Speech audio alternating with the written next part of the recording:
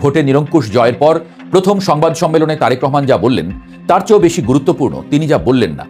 শেখ হাসিনার প্রত্যাবর্তন, ভারতের ভূমিকা এবং আওয়ামী লীগের প্রতি অস্বাভাবিক সহনশীলতা, সব মিলিয়ে প্রশ্ন উঠছে, বিএনপি কি পুরনো শত্রুকে নতুন করে জায়গা দিচ্ছে? হঠাৎ করে শেখ হাসিনাকে প্রধানমন্ত্রী বলা কেন বন্ধ করে দিয়েছে আওয়ামী লীগ?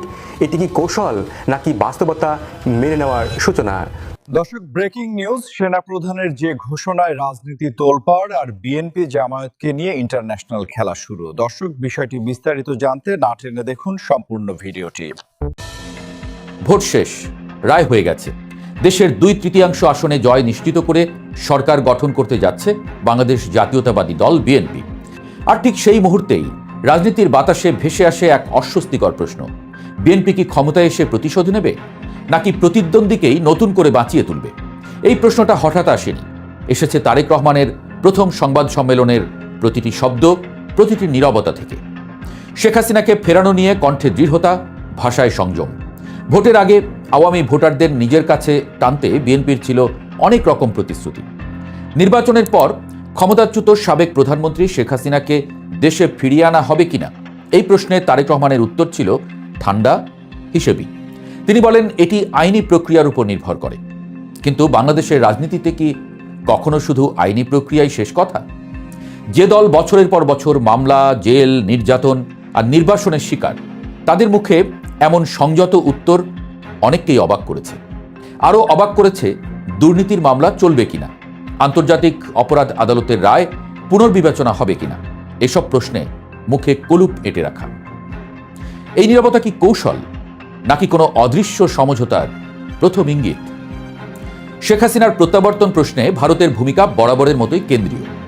বিএনপি মহাসচিব মির্জা ফখরুল ইসলাম আলমগীর সরাসরি ভারতের সংবাদ মাধ্যম ইন্ডিয়া টুডেকে বলেছেন, আমাদের দুই দেশের মধ্যে প্রত্যর্পণ চুক্তি রয়েছে, ভারত আন্তর্জাতিক নিয়ম মেনেই সিদ্ধান্ত নেবে। এখানেই প্রশ্নটা জোরালো হয় যে ভারত এতদিন আওয়ামী লীগের ঘনিষ্ঠ মিত্র ছিল, সেই ভারতের উপর বিএনপির এই আত্মবিশ্বাস কি নিছক আশাবাদ, নাকি নয়াদিল্লি ইতোমধ্যে বুঝে গেছে ঢাকার ক্ষমতার চাবি এবার অন্য হাতে? ভারত রাজনীতি করে আবেগে নয়, স্বার্থে। আর সেই স্বার্থেই হয়তো দিল্লি দরজা পুরোপুরি বন্ধ রাখছে না। এবার আসি সবচেয়ে বিতর্কিত জায়গায়, আওয়ামী লীগের প্রতি নরম কেন বিএনপি?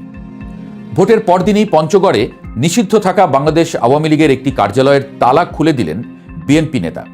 ভিডিও ছড়িয়ে পড়ল, প্রশংসা এলো আওয়ামী লীগের নেতাদের মুখে। প্রশ্ন উঠল, যে দল বিএনপিকে নিশ্চিহ্ন করতে চেয়েছিল সেই দলকে এখন আশ্রয়। বিএনপির কাছে কি এটা মানবিকতা নাকি দলীয় আইনের শাসন? কিন্তু প্রশ্নটা জটিল হলো, রাজনীতি কি কখনো এত সরল? রাজনীতির ভেতরে লোকজন জানেন এই গল্পে আর একটা নাম ঘুরে ফিরে আসে, তা হলো বাংলাদেশ জামায়াতে ইসলামী। বিএনপি জানে জামায়াতকে সামনে আনলে আন্তর্জাতিক এবং জাতীয় দুই জায়গাতেই চাপ বাড়বে। এও জানে এই ভারতের সঙ্গে সম্পর্ক আরও জটিল হবে। আর তাই কি আওয়ামী লীগকে পুরো শত্রু না বানিয়ে নিয়ন্ত্রিত প্রতিদ্বন্দ্বী হিসেবে রাখা, অর্থাৎ এক ঢিলে দুই পাখি, জামায়াত ঠেকানো আর আন্তর্জাতিক মহলে নিজেকে মডারেট প্রমাণ করা? তারেক রহমানের ভাষায় প্রতিশোধের আগুন নেই, বরং আছে শীতল হিসাব। তিনি জানেন দেশে আওয়ামী লীগের বড় ভোট ব্যাংক আছে, রাষ্ট্রযন্ত্রের ভেতরেও আছে তাদের ছায়া। এক ঝটকায় সব ভাঙবে স্থিতিশীলতাই। কিন্তু এখানেই বিপদ, অতীতের অত্যাচার ভুলে গেলে ইতিহাস ক্ষমা করে না। জনগণও এখন বেশ রাজনৈতিক সচেতন। বিএনপি আজ ক্ষমতার শীর্ষে, কিন্তু ক্ষমতা টিকিয়ে রাখার সবচেয়ে কঠিন পরীক্ষা এখান থেকেই শুরু। বিশেষজ্ঞরা বলছেন আওয়ামী লীগের প্রতি এই নরমতা যদি কৌশল হয় তবে সেটি হতে হবে সময় সীমাবদ্ধ, শর্তযুক্ত। আর যদি এটি দুর্বলতা হয় তাহলে ইতিহাস বলবে বিএনপি সুযোগ পেয়েও কঠোর হতে পারেনি। ভারত দিক বদলাচ্ছে নিজের স্বার্থে, আন্তর্জাতিক মহল তাকিয়ে আছে পরবর্তী পদক্ষেপের দিকে। আর দেশের মানুষ দেখছে কে শত্রু, কে বন্ধু, আর কে শুধু মুখোশধারী রাজনীতিক। আজ বিএনপি ক্ষমতার শীর্ষে, কিন্তু ক্ষমতায় যাওয়া আর ক্ষমতা ধরে রাখা এক জিনিস নয়। আওয়ামী লীগ অপেক্ষায় পুনর্গঠনের সুযোগের, আর জামায়াত তাকিয়ে আছে শূন্যস্থান খোঁজার জন্য। বিএনপিকে মনে রাখতে হবে রাজনীতিতে সবচেয়ে বিপজ্জনক ভুল হলো পুরনো ক্ষতকে সম্পূর্ণ সেরে গেছে বলে ধরে নেওয়া। জিয়াউর রহমান, খালেদা জিয়া, তারেক রহমান এক পরিবারে 3 জন সরকার প্রধান। দক্ষিণ এশিয়ার রাজনীতিতে এমন পারিবারিক ধারাবাহিকতা নজির আমরা দেখেছি ভারতের গান্ধী পরিবারে, পাকিস্তানের ভুট্টো পরিবারে এবং শ্রীলঙ্কার বন্দে নায়ক পরিবারে। আর এখন বাংলাদেশেও তৈরি হলো এক নতুন অধ্যায়। কিন্তু ঐতিহাসিক এই মুহূর্তে সবচেয়ে বড় প্রশ্ন, হঠাৎ করে শেখ হাসিনাকে প্রধানমন্ত্রী বলা কেন বন্ধ করে দিয়েছে আওয়ামী লীগ? এটি কি কৌশল নাকি বাস্তবতা মেনে নেওয়ার সূচনা? তবে কি নতুন প্রধানমন্ত্রী তারেক রহমানকে অভিনন্দন জানাতে পারেন শেখ হাসিনা?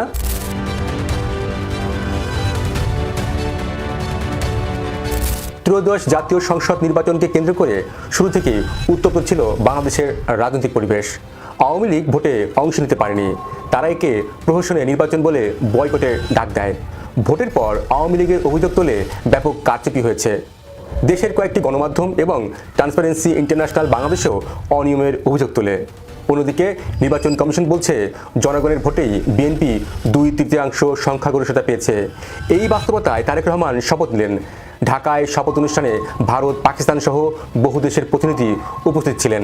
50টির বেশি দেশ তারেক রহমানকে শুভেচ্ছা জানিয়েছে, অভিনন্দন জানিয়েছে জামাত, এনসিপি সহ বেশিরভাগ রাজনৈতিক দল। তবে আওয়ামী লীগ এখন পর্যন্ত বিএনপি বা তারেক রহমানকে শুভেচ্ছা জানায়নি। অভিনন্দন জানানো নিয়ে আওয়ামী লীগের অন্দরে চলছে টানাটানি। এক পক্ষ বলছে অভিনন্দন মানে রাজনৈতিক স্বীকৃতি, অন্য অংশ বলছে না, নির্বাচন আর সরকার এক জিনিস নয়। একজন ব্যক্তি প্রধানমন্ত্রী হলে তাকে অভিনন্দন জানানো কূটনৈতিক এবং রাজনৈতিক সৌজন্যের অংশ। এই দ্বিধায় এখন আওয়ামী লীগের অন্দরে বড় আলোচনার বিষয়। 2024 সালে 5 আগস্ট ক্ষমতাচ্যুত হওয়ার পরও শেখ হাসিনা দাবি করেছিলেন তিনি পদত্যাগ করেননি, তিনি বৈধ প্রধানমন্ত্রী।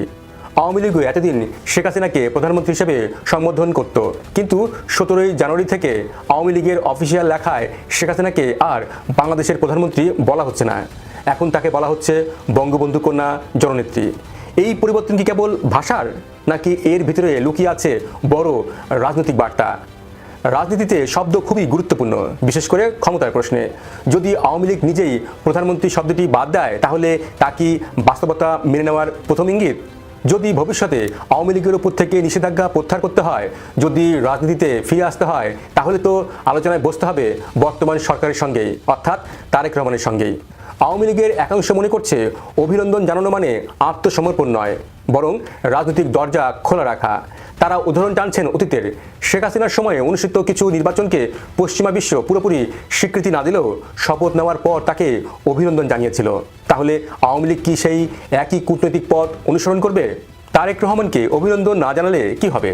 ধরুন শেখ হাসিনা অভিনন্দন জানালেন না, তাহলে বার্তাটা কি হবে? আওয়ামী লীগ তাদের অবস্থানে অনড়, অর্থাৎ এই নির্বাচন অবৈধ। তারা রাজনৈতিক আপোষের পথে হাঁটতে প্রস্তুত নয়।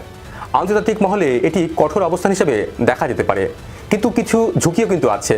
কারণ ভারত এই নির্বাচনে স্বীকৃতি দিয়েছে, তারেক রহমানের সঙ্গে কথা বলেছেন নরেন্দ্র মোদী।